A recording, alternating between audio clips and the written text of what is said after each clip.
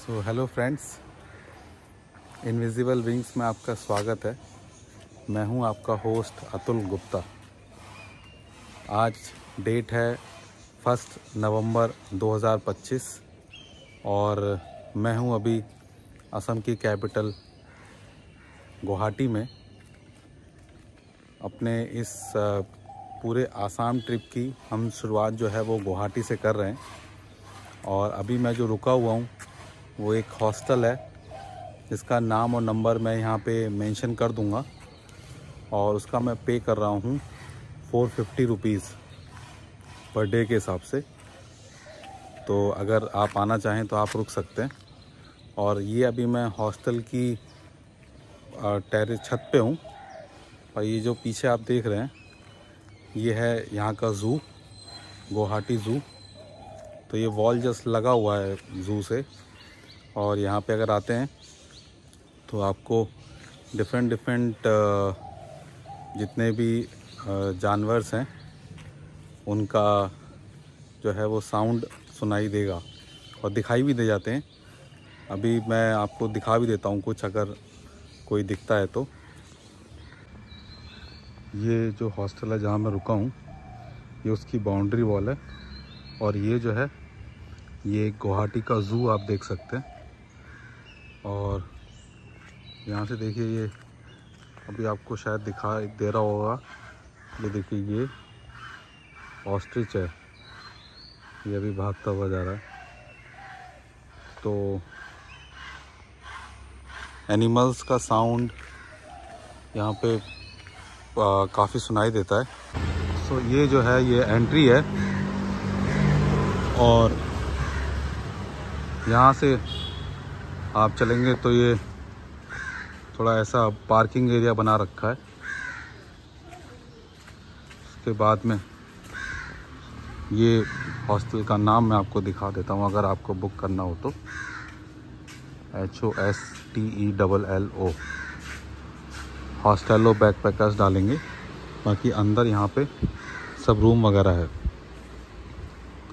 तो अच्छा है रुकने के लिए। अगर आप यहाँ पे बाइक वगैरह भी रेंट करते हैं जैसा कि मैंने किया है, क्योंकि मैं यहाँ पे अगले 7-8 दिन तक हूँ, तो मैंने ये एनटॉर्क ली है TVS की। तो ये भी हॉस्टल से ही प्रोवाइड करा दी गई, मतलब इनके कॉन्टैक्ट्स थे तो एकदम नई कंडीशन में है और जिसका मैं ऑलमोस्ट 600 रुपीज़ के हिसाब से पे कर रहा हूँ। तो ये अगले 7 दिन तक मेरे साथ ही रहेगी और चलते हैं, बाकी दिखाते हैं आपको आसाम।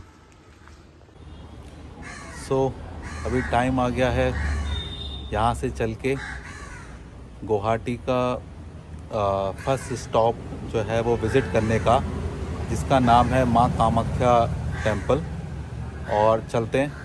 मेरे पास ये मैंने बताया था आपको 2 व्हीलर है TVS का एनटॉर्क।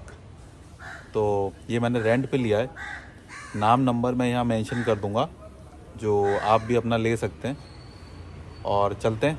यहाँ से ज़्यादा दूर तो नहीं है, मतलब गुवाहाटी सिटी के अंदर ही है, लेकिन कामाख्या का क्या है कि एक अलग रेलवे स्टेशन भी है। तो यहाँ से करीब है 6-7 किलोमीटर। चलते हैं, दिखाते हैं आपको।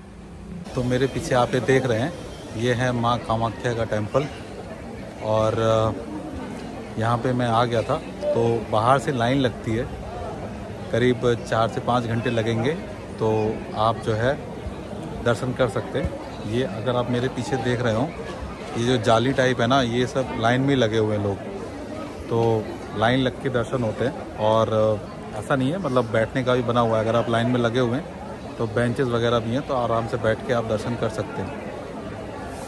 बाकी यहाँ पे जो है वो माँ भगवती का वो योनि स्वरूप है, तो उसकी पूजा की जाती है और ऐसा माना जाता है कि यहाँ पे जो भी मनोकामना है वो पूरी होती है।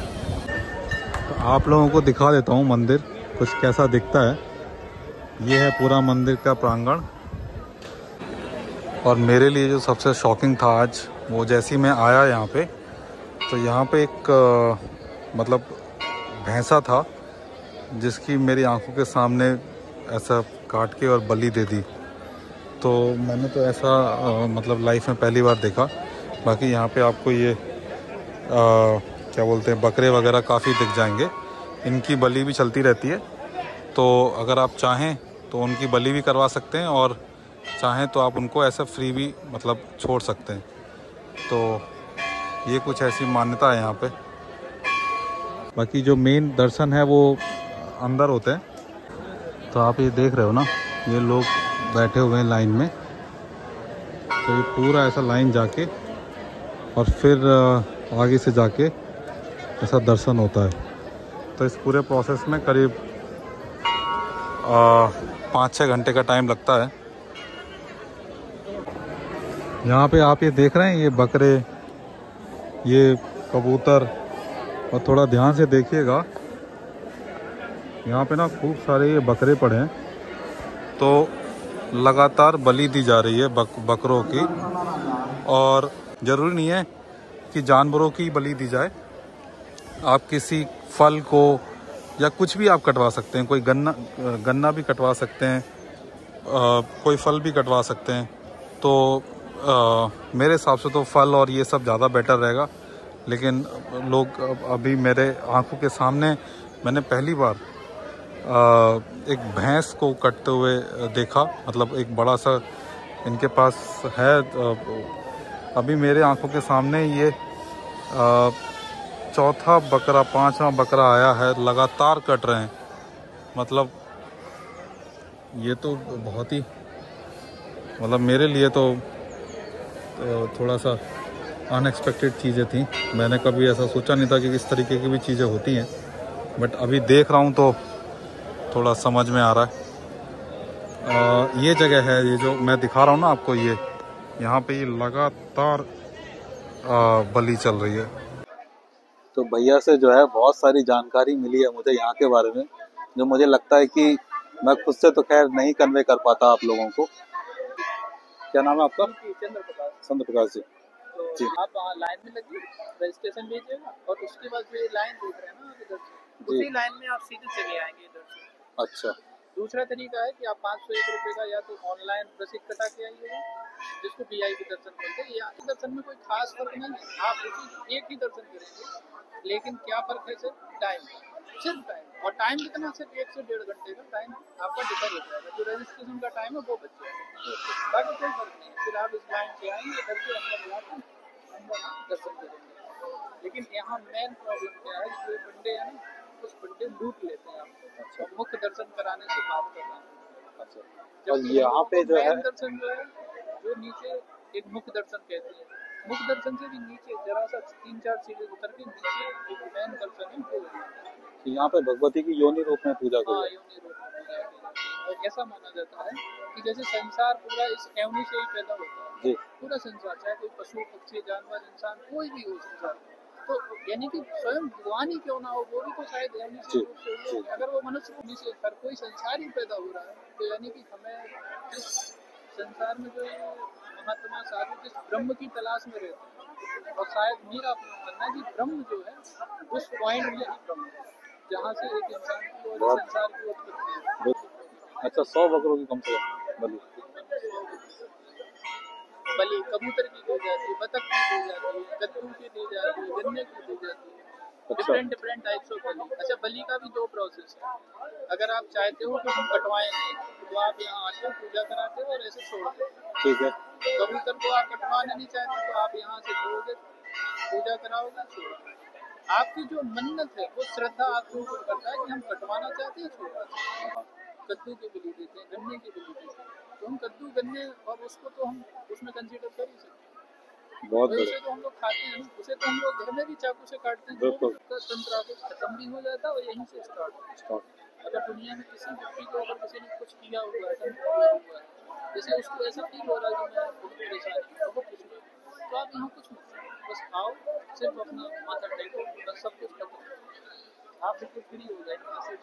दुनिया में कोई कितना भी बड़ा कॉन्फ्लिक्ट होगा, क्योंकि यहाँ पे पता सिर्फ कामाख्या के साथ जो 10 महाविद्या है वो भी यहीं पे है। तो यहाँ के बाद में आप बोल रहे हैं कि उमानंदा जाना? उमानंद जाना ही पड़ेगा। जाना ही। अगर आप उमानंद नहीं जाते तो आपको जैसे कहते हैं ना वैष्णो देवी जाने के हाँ, भैरव की तो यहाँ।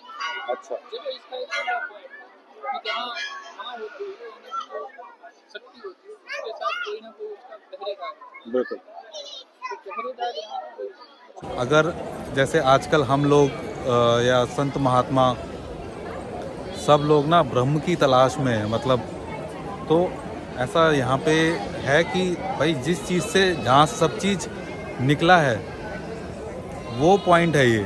तो असली में देखा जाए तो ब्रह्म जो है ना वो अगर किसी को है तो वो यहीं पे है। तो कामाख्या देवी के दर्शन कर लिए थे और यहाँ पे एक चीज़ और शेयर करनी थी आपके साथ में कि मतलब किसी से पता ही चला है, मुझे इतना पता नहीं है कि मतलब है या नहीं ऐसा। अगर किसी के ऊपर तंत्र विद्या हो रखी है या किसी मंत्र जादू टोना ये सब हो रखा है तो उसका भी यहाँ पे निवारण होता है। और बहुत ही इसको आप कह सकते हैं पावरफुल मंदिर है। करने के बाद में यहाँ पे दर्शन, जैसे हम लोग बोलते हैं कि जैसे हम वैष्णो देवी के दर्शन करने आते हैं तो उसके बाद में हम भैरव का दर्शन भी करते हैं, तो सेम यहाँ पर है। यहाँ पे दर्शन करने के बाद में जो सेकंड स्टॉप है वो है उमानंदा टेम्पल, जो कि एक आइलैंड के ऊपर है, छोटा सा आइलैंड है। तो अभी वहाँ चलते हैं क्योंकि यहाँ पे तो जो है वो योनि स्वरूप है और वहाँ पे जो है वो शिव हैं, शिव। तो यहाँ पे दर्शन करने के बाद में सीधे वहाँ चलते हैं उमानंदा। पता नहीं, मैं भी देखता हूँ एक बार डिस्टेंस कितनी है, डिस्टेंस आपको बताता हूँ। और जैसे मैंने बताया था मैंने एक 2 व्हीलर रेंट पे ले लिया था तो कोई दिक्कत ही नहीं है, अपना चलते हैं। तो मैं हूँ अभी कामाख्या मंदिर की पार्किंग में और यहाँ से जा रहा हूँ उमानंदा। तो वो है करीब 7 किलोमीटर। तो चलिए चलते हैं और रास्ते में कुछ देखते हैं। सुबह से खाया भी नहीं है, टाइम हो गया करीब 11-12 बज गए।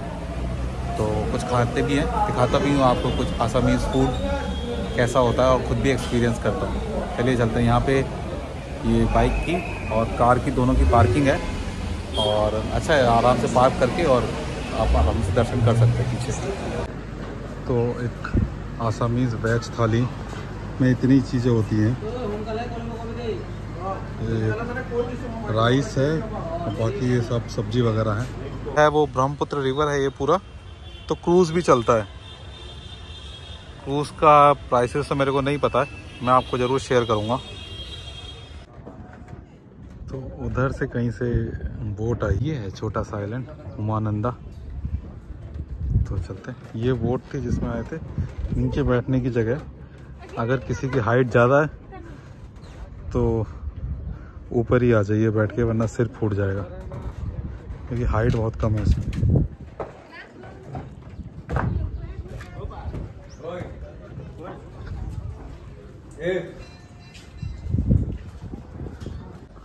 तो ये है उमानंदा टेम्पल और चारों तरफ इसके ब्रह्मपुत्र रिवर है, चारों तरफ। छोटा सा आइलैंड है बहुत, केवल मंदिर के लिए ही बना हुआ है।